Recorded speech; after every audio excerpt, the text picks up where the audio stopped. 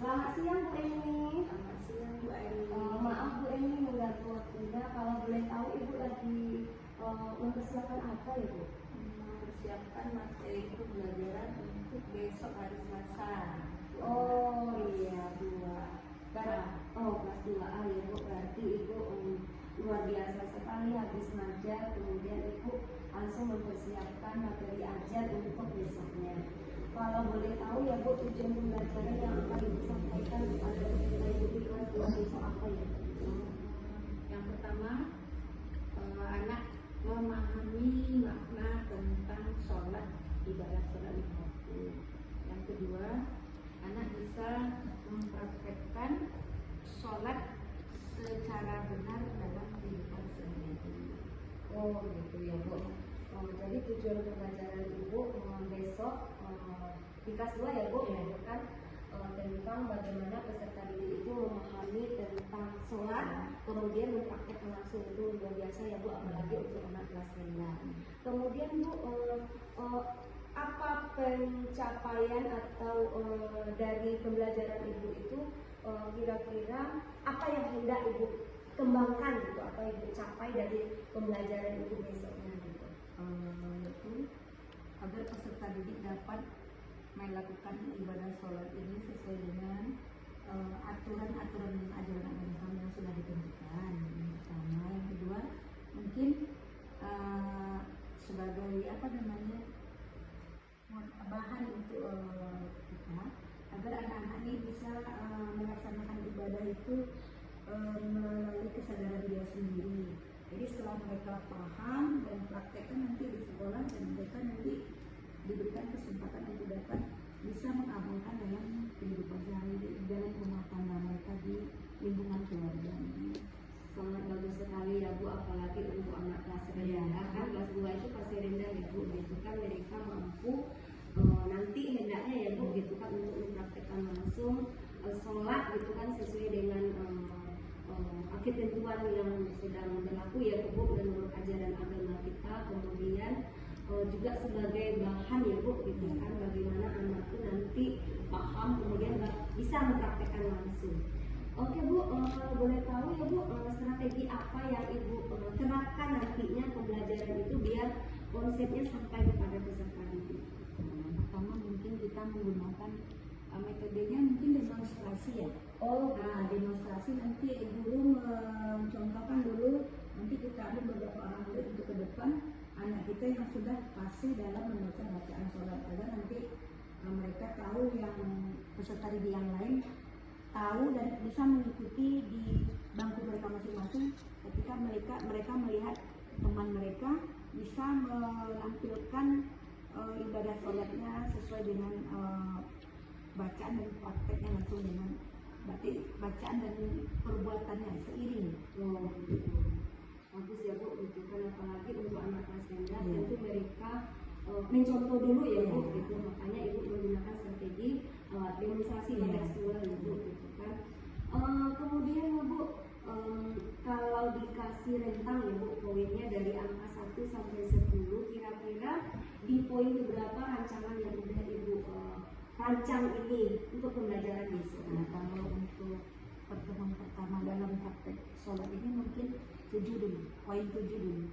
Karena nanti kan di sana nanti ada perbaikan dan mungkin masih ada peserta didik yang belum fase dan belum seiring nanti antara praktek dengan bacaan sholatnya. Jadi nanti mungkin baru masuk poin 7.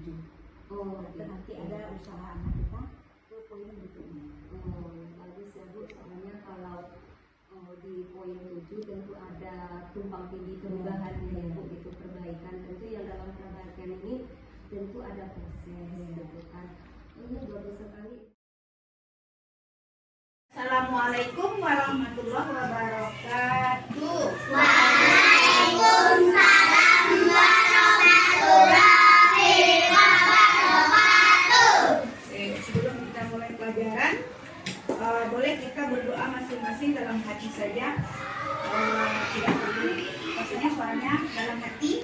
Jadi bisa nggak kita berdoa tanpa bersama-sama? Kita masing-masing kita berdoa kepada siapa? Kita kepada Allah agar Allah berikan terang pikiran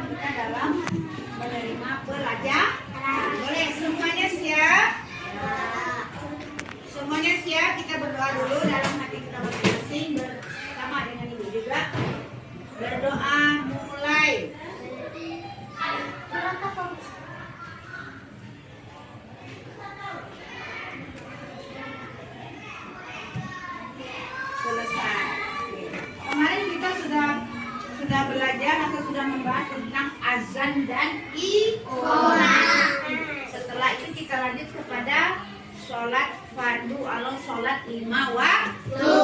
Jadi pelajaran materi kita yang keempat adalah alhamdulillah saya bisa atau aku bisa sholat. Kemarin anak ibu sudah praktek kan? Sudah bersama-sama. Insya Allah nanti kalau tidak ada halangan minggu depan kita sendiri-sendiri lagi. Ibu mau lihat bacaan dan tata cara sholat anak ibu sudah betul atau belum, sudah lancar atau belum bacaannya. Oke. Tidak, sholat apa artinya sholat? Berkomunikasi dengan Allah. Oke, berkomunikasi dengan Allah. Cara kita berkomunikasi dengan Allah melaksanakan ibadah sholat. Sholat artinya menurut bahasa itu doa. Apa namanya? Doa. Kenapa dibilang doa? Karena di situ kita membaca doa. Karena di setiap gerakan sholat ada bacaannya, maka bacaan itu adalah doa. Misal ketika naik ruku, apa yang dibaca? Subhana rabbiyal azimi wa bihamdihi. Oke, artinya apa, Pan? Maha suci Allah yang maha agung. Allah itu maha segalanya. Jadi kita memuji Allah ketika kita ruku, kita puji Allah dengan membaca apa bacaan ruku kita? Subhana rabbiyal azimi. Ya, tentu sebelum kita apa hukumnya melaksanakan sholat? Wajib atau fardu ain. Bahasa Arabnya apa? Fardu ain. Kalau bahasa kita wajib. Apa wajib? Bila kita laksanakan, maka kita dapat pahala atau kebaikan dari siapa? Allah. Apabila kita tinggalkan, maka kita mendapat dosa. Makanya sholat itu hukumnya wajib atau fardu ain. Oke. Ketika kita melaksanakan ibadah sholat, tentu kita akan membahas ketentuan-ketentuan dalam sholat. Walaupun anak ibu kelas 2 sudah belajar. Oh iya, sholat yang sebenarnya itu seperti ini. Biasanya sholat ini aja kayak patung ayam, kan? Nah, gitu kan? Nanti kan ya. Ah ya, jadi sekarang anak ibu sudah tahu tata cara sholat atau ketentuan sholat fardu. Yang pertama, boleh lihat anak ibu, silakan lihat halaman 99. Di sana ada syarat wajib sholat. Oke. Ya, apa itu syarat wajib sholat? Yang pertama, Islam. Orang Islam yang wajib sholat. Kalau orang luar Islam dia nggak ada sholat. Yang kedua apa? Berakal sehat atau mumayyiz. Apa mumayyiz? Berpikiran yang benar. Anak ibu sudah bisa membedakan mana yang baik, mana yang buruk. Misal kayak tadi, memukul teman itu baik atau buruk? Tangan ini gunakan untuk yang baik. Memukul itu baik atau buruk? Buruk. Jadi nanti kalau kita seperti itu, nanti kita tidak punya teman mau? Tidak mau? Mau enggak? Jangan jawab, bisu dia nih. Main pukul-pukul aja. Oke. Kadang-kadang kayak gini, Bu. Dah, boleh. Kemudian apa syarat wajib sholat yang ketiganya yang terakhir? Baligh. Apa tuh baligh? Itu kalau anak itu masih anak-anak namanya mumayyiz. Kalau balik itu orang dewasa seperti ibu, Bu Airin, seperti Bumi sudah dewasa. Artinya apa? Kalau sudah balik, kita nggak boleh lagi meninggalkan ibadah sholat. Karena anak ibu udah ibu kasih tahu ibadah sholat adalah anak kunci surga. Berarti nanti kita diputar dong, Bu. Tidak, kita nanti kalau Allah mau, kalau kita sholatnya bagus, maka kita dihisapnya sama Allah nggak lama-lama. Artinya apa? Ketika kita nanti di akhirat, kita nggak lama-lama. Kalau kita ada dosa, nggak lama-lama kita di neraka. Sebentar saja, ya kan? Yang kedua syarat sah sholat apa?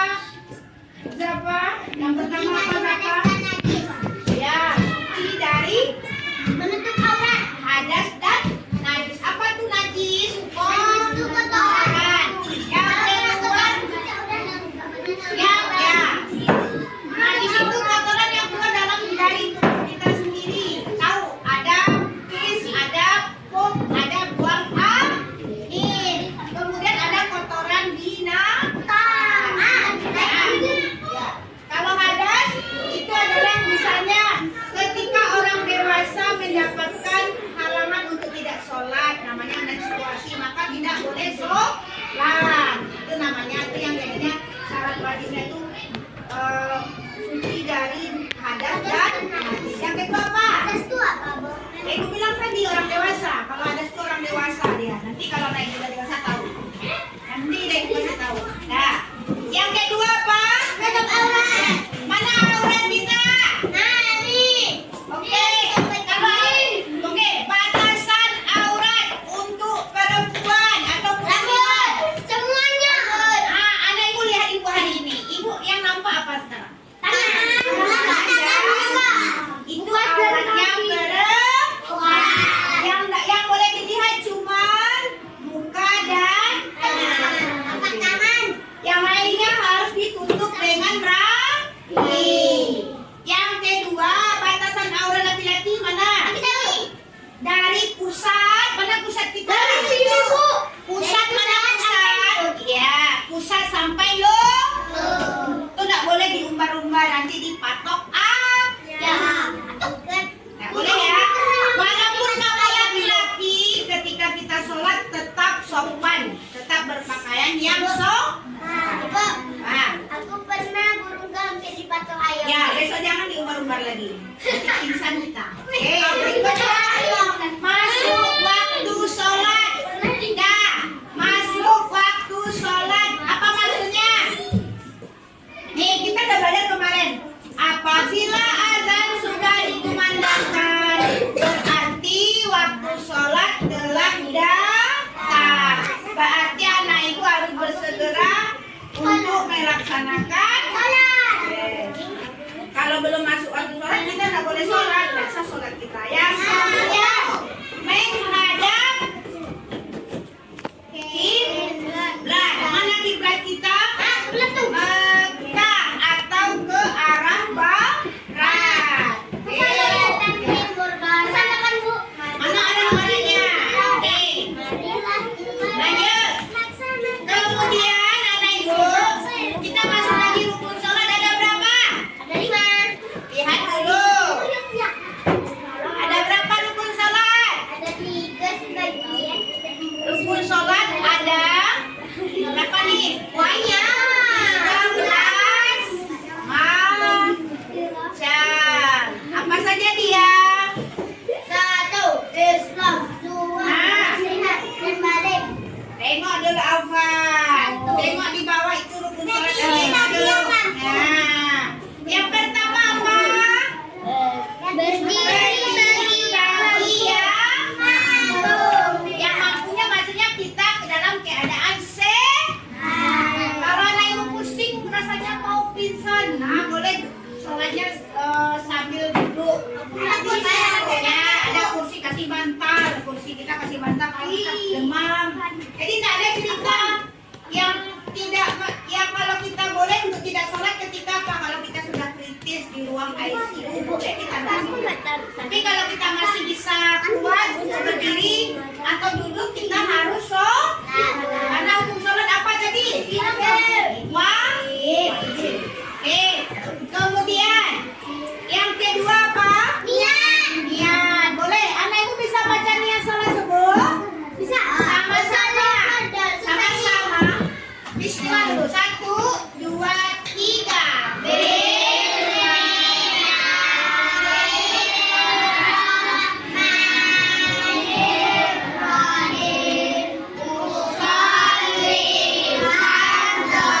Subhanallah.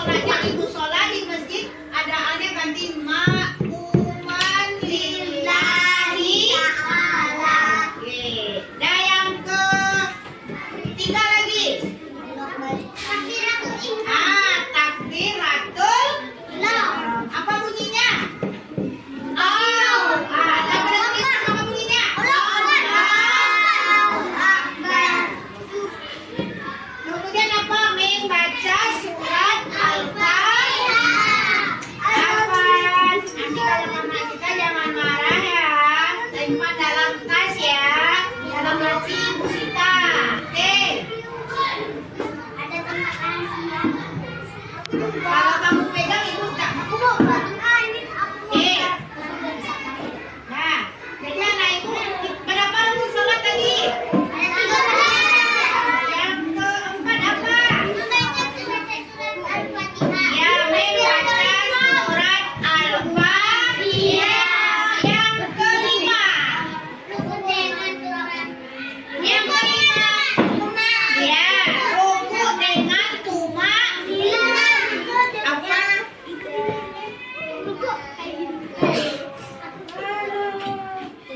Nah, ruku dengan tumak. Nina. Lanjut yang keenam. Tidak dengan Tuhan. Ya, tidak artinya apa? Baca. Apa yang tidak? Dengan Tuhan. Tidak itu artinya bangkit dari ruku. Tidak namanya. Bahasa Arabnya tidak. Kalau bahasa kita bangkit dari ruku. Lanjut yang berikutnya. Sujud dengan Tuhan. Ya, sujud dengan tumak nina. Kemudian apa lagi? Duduk di antara dua sujud dengan tumak nina. Tumak nina itu artinya apa? Jeda dulu, istirahat sejenak namanya tumak nina bahasa Arabnya. Kalau bahasa kita apa? Istirahat sejenak artinya apa? Ketika anak ibu sujud, apa yang dibaca tadi? Sujud. Tumak nina. Yang dibaca apa Fajar? Sujud. Kemarin udah praktek kita. Kok masih lupa lagi? Apa bacaan sujud Reva? Sujud ketika Reva sujud. Coba, apa bacaan sujud? Kita baca sama-sama. Bacaan sujud ya, 1, 2, 3. Subhana rabbiyal a'la wa bihamdi. Subhana rabbiyal a'la wa bihamdi. Subhana rabbiyal a'la wa bihamdi. Allahu Akbar. Apa tuh? Syam. Setelah kita sujud, apa lagi lanjutannya? Lanjutan setelah sujud dengan tumak nina apa lagi? Apa namanya? Ya. Tasyahud akhir. Duduk iftirashi. Duduk Atau antara dua sujud. Namanya duduk iftirashi. Siapa bacaannya? Rabbighfirli warhamni wajburni warhamni warzuqni wahdini wa'afini wa'fu'anni. Oke. Jadi setelah kita duduk antara dua sujud, kita langsung saja tasyahud akhir. Apa bacaan tasyahud akhir? At-tahiyatul mubarakatuh. Berapa belum? Coba hafal sendiri. Yang lain dengarkan. Assalamu alayka ayyuhan nabiyyu wa rahmatullahi wa barakatuh. Assalamu alayna wa ala ibadillahi sholihin. Siapa ini? La ilaha illallah wa asyhadu anna Muhammadar Rasulullah. Allahumma shalli ala sayyidina Muhammad wa ala ali sayyidina Muhammad.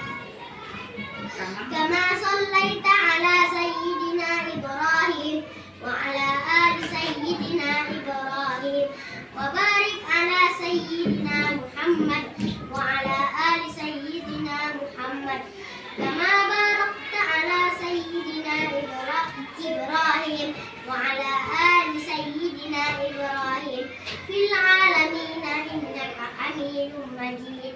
السلام عليكم ورحمة الله. Assalamualaikum warahmatullah. Oke, nah terima kasih. Yang belum hafal nanti, yang belum hafal nanti diusahakan hafal karena nanti kan kita ada janji mau praktek sholat ya. Yang dinilai nggak bisa nanti. kalau nggak bisa dari sekarang sampai besar nggak bisa nanti. Jadi nggak kita masuk surga ya kan? Iya kan? Kan nggak bisa sholat? Oke. Ada ibu tugasnya di rumah adalah nanti dihafalkan sama orang tua bagaimana sholat yang benar sesuai dengan aturan ajaran agama Islam. Tidak sholatnya cepat-cepat. Ya. Jadi anak ibu, hari ini kita tujuan pembelajaran kita hari ini adalah kita bisa melaksanakan sholat sesuai dengan rukun dan syarat-syarat sholat yang sudah ditentukan.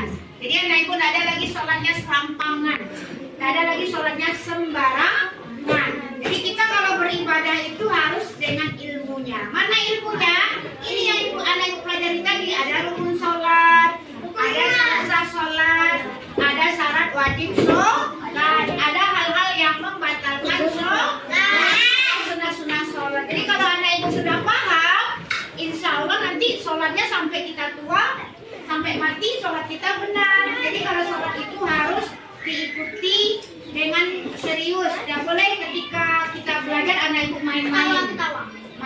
Jadi siapa yang rugi? Anak-anak ibu semuanya. Kalau salah sholat kita hari ini, maka sholat kita sampai dewasa salah.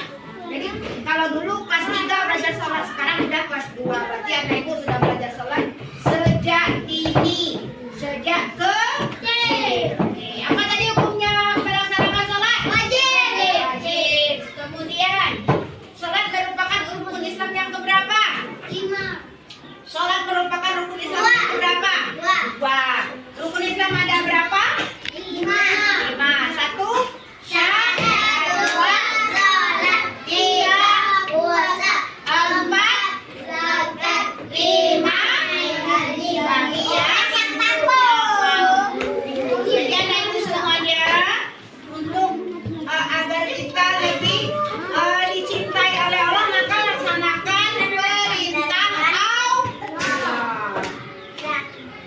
Boleh kita latihan lagi. Kita latihan. Coba anak ibu punya ada kan ini kan yang kemarin.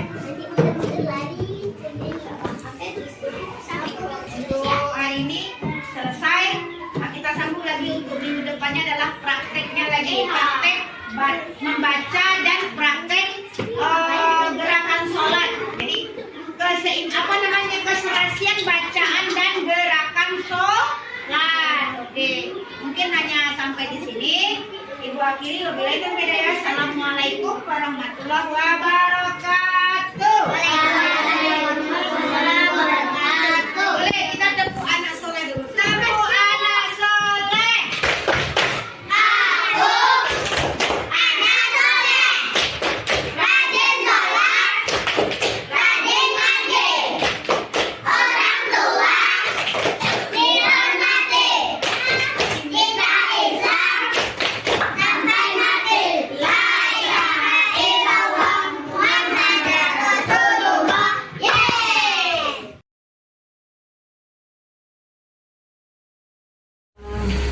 Selamat siang Bu Eni. Terima kasih ya Bu, maaf sebelumnya saya mengganggu waktu Ibu.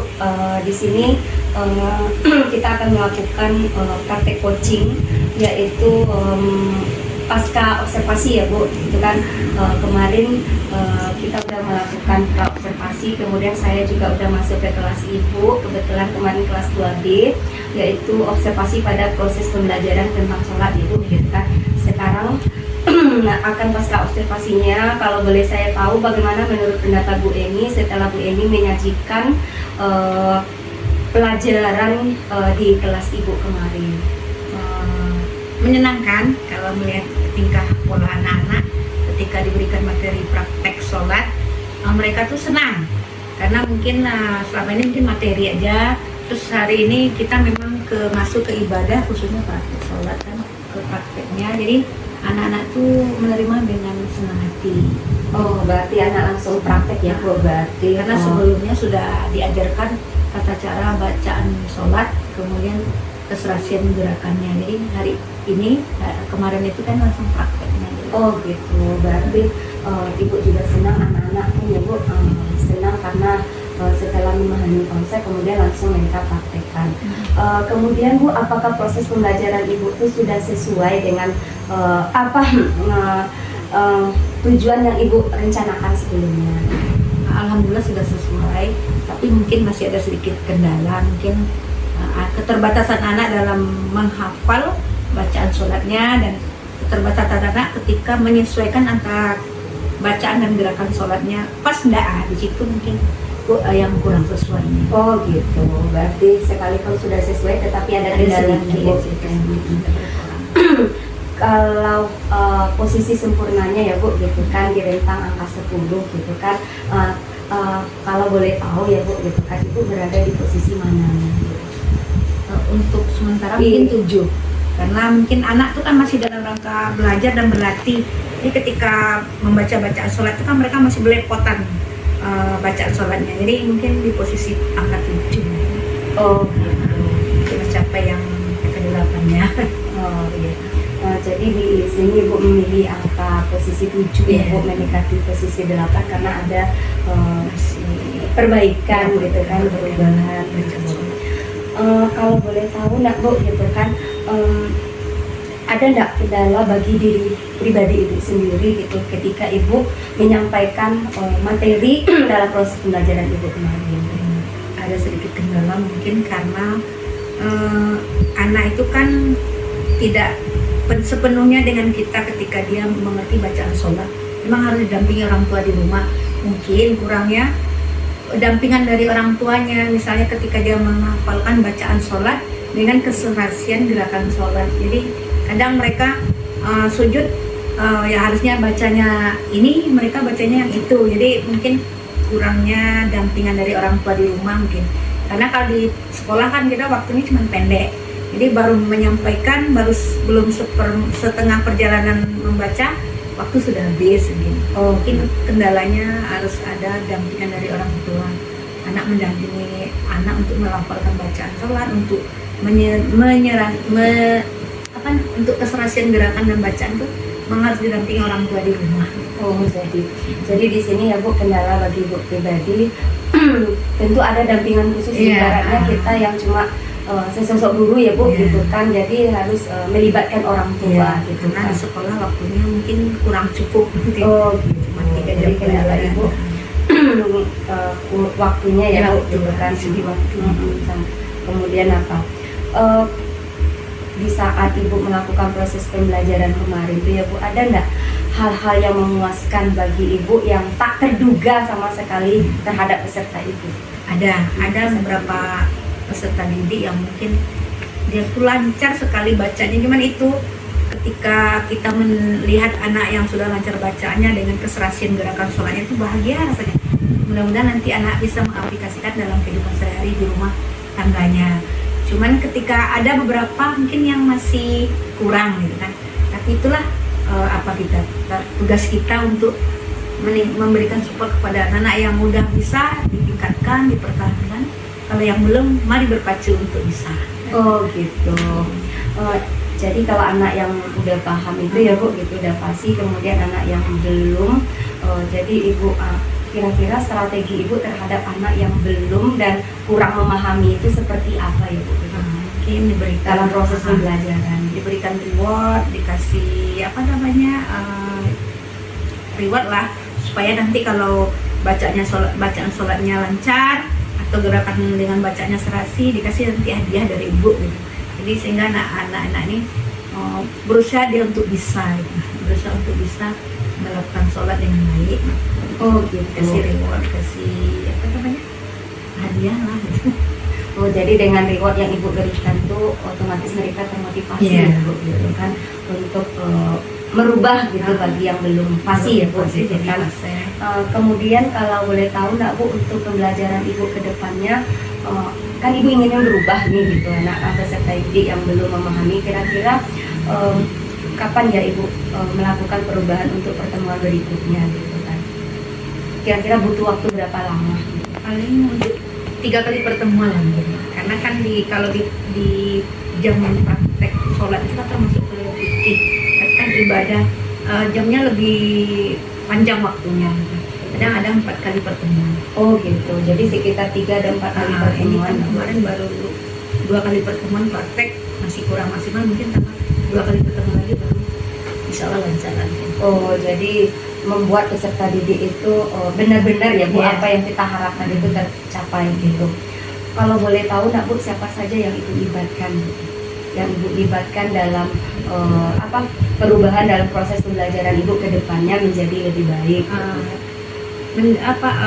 Berdampingan dengan guru kelas dan motivasi dari guru kelas mereka supaya nanti anak tuh rajin sholatnya. Jadi kita berkolaborasi bersama-sama, berbimbing tangan dengan guru wali kelasnya, dengan kita dan orang tua di rumah. Oh gitu, jadi yang Ibu libatkan selain guru kelasnya ya Bu gitu, jadi bisa Ibu berkolaborasi. Ibaratnya kalau guru mapel mungkin sekali seminggu ya, jadi lebih pahamnya tentu guru kelasnya, tapi Ibu berkolaborasi ya. Oh gitu. Oke Bu Eni, terima kasih banyak atas waktu Ibu. Kemudian apa yang bisa Ibu rasakan manfaatnya dari kegiatan yang udah kita lakukan di saat praobservasi, kemudian observasi, dan pasca yang sedang kita lakukan hari ini? Apa yang bisa Ibu ambil dari kegiatan yang sudah kita lakukan ini? Sebuah motivasi mungkin untuk kedepannya kita lebih menguasai materi pembelajaran, kemudian tujuan pembelajaran, kemudian lebih semangat lah, lebih memahami peserta didik mampu ini kurang mampu, jadi kita bisa tahu kemampuan peserta didik ketika melaksanakan praktik pembelajaran di mapel PA ini. Oh gitu. Tidak menyamaratakan, berarti kan si ada pintar nih belum, jadi adanya kita sudah tahu kemampuan peserta didik kita bagaimana. Mungkin itu yang bisa diambil dari kegiatan yang kita lakukan ini ya Bu ya. Alhamdulillah Ibu, dengan adanya kolaborasi yang kita lakukan ya Bu, gitu kan, antara Ibu dengan guru kelas yang lain termasuk rekan guru yang ada di sekolah kita ini, semoga apa yang ingin kita harapkan itu tercapai, dan tak lain ya Ibu gitu kan, kita ingin peserta didik kita ini terciptanya pembelajaran tentu sebagai guru, baik itu guru mapel, guru kelas, kita ingin menyenangkan dan selalu berpusat pada murid dan murid. Oke Bu Eni, terima kasih banyak Bu. Assalamualaikum warahmatullahi wabarakatuh.